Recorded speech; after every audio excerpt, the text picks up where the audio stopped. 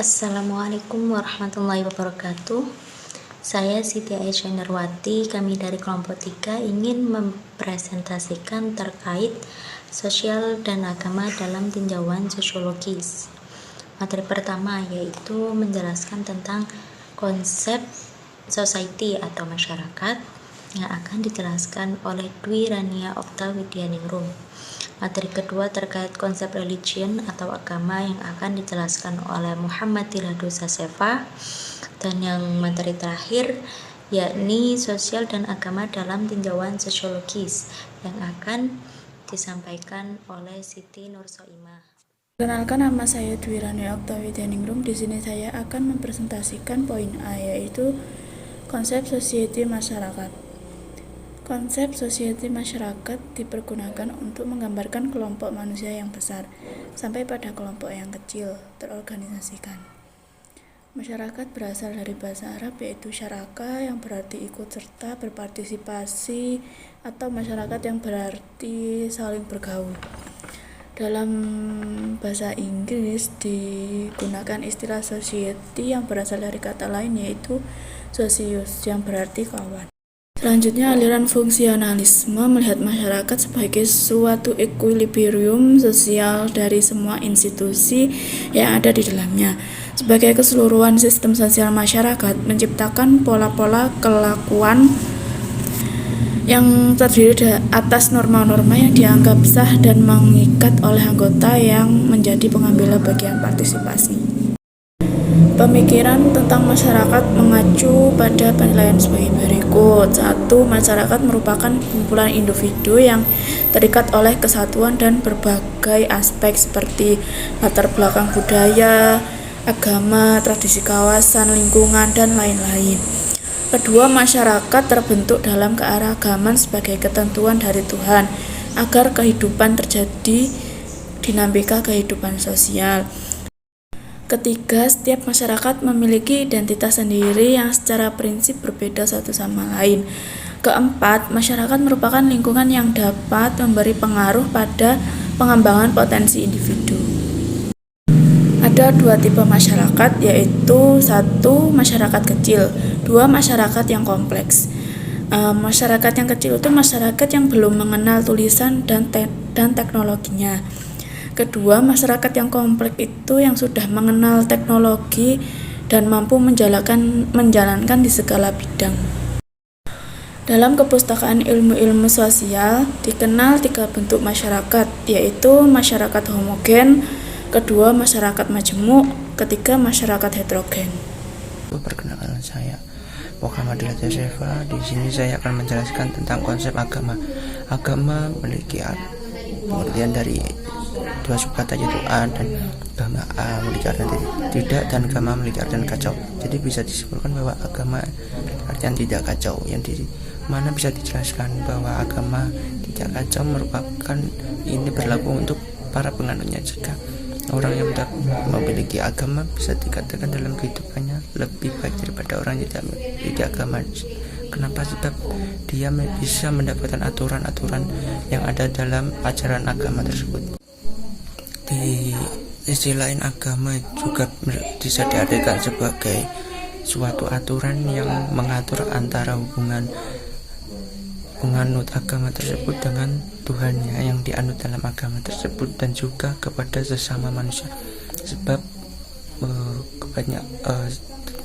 semua agama itu mengajarkan bagaimana interaksi yang ada pada penganut agama tersebut kepada Tuhannya, dan juga antar umat maksudnya di sini itu bukan umat sesama agama, dan agama lain juga biasanya dicantumkan bagaimana cara mereka berinteraksi. Saya akan menjelaskan kelanjutan dari pengertian agama, yang dimana memiliki artian yaitu suatu kepercayaan atau keyakinan yang mengandung nilai-nilai yang sakral dan supranatural, dimana dari berbagai sumber yang saya baca bahwa agama itu bukan saja dari Tuhan, melainkan juga keyakinan atau kepercayaan dari masyarakat itu sendiri yang disepakati atau yang disetujui oleh masyarakat atau golongan tertentu, yang dimana bisa diartikan bahwa kepercayaan tersebut bisa mendatangkan suatu kebaikan bagi masyarakat tersebut, sehingga mereka mempercayai bahwa ini loh, kepercayaan bisa dijadikan agama, dan juga ini bisa menjadi aturan yang membuat manusia itu bisa sejahtera dalam kehidupannya. Mungkin itu saja sekilas yang bisa saya sampaikan tentang konsep agama, kurang lebihnya mohon maaf. Nama saya Siti Nur Soimah, NIM 933712319. Di sini saya akan menjelaskan tentang sosial dan agama dalam tinjauan sosiologi. Agama dalam pandangan sosiologi itu merupakan pandangan hidup yang harus diterapkan dalam kehidupan masyarakat.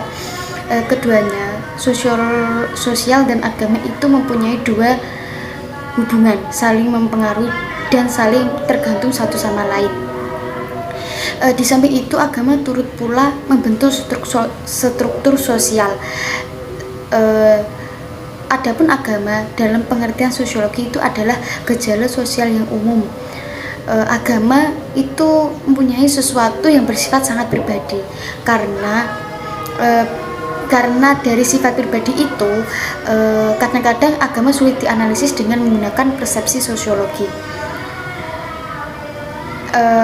Bahwa agama di satu sisi bersifat individu, tetapi di pihak lain itu juga bersifat sosial.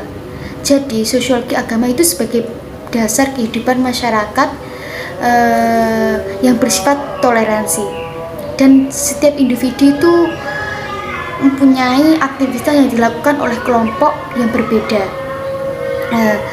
Dalam bingkai toleransi itu didasari kehidupan masyarakat yang berbentuk pluralis, yang dimaksud demokrasi. Sikap toleransi itu memberikan kebebasan kepada masyarakat untuk memperoleh hak-hak dan saling menghormati satu sama lain. Dalam persepsi sosiologi, agama itu dipandang sebagai sistem kepercayaan yang diwahyukan dalam perilaku sosial. Perilaku sosial itu, nilai-nilai sosial itu yang digerakkan oleh kekuatan dari dalam yang didasarkan pada nilai-nilai yang diajarkan agama. Dari materi yang disampaikan oleh teman-teman dapat disimpulkan bahwa masyarakat itu merupakan sekumpulan orang yang hidup bersama dalam suatu tempat dengan ikatan atau aturan tertentu, yang dimana tiap individu itu terikat oleh kesatuan dari berbagai aspek seperti budaya, agama, tradisi daerah, dan lain-lain. Agama itu sendiri memiliki kedudukan penting dalam kehidupan manusia.